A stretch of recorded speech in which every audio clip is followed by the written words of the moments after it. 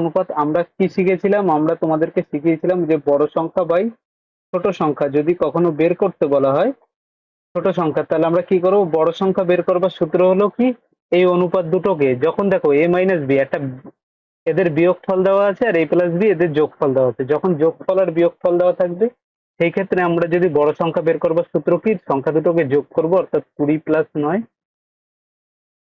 ছোট সংখ্যা বের করবার সূত্র কি, 20 মাইনাস 9, 20 মাইনাস 9।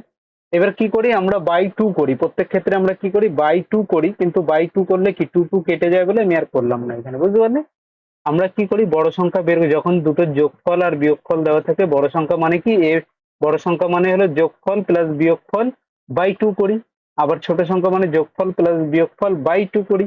এবার টু টু কেটে যায় নিচে, সেই জন্য 20 প্লাস 9 আর 20 মাইনাস 9, এটা কত হলো? 29/11। তাহলে অনুপাতটা কত হলো? বড় থেকে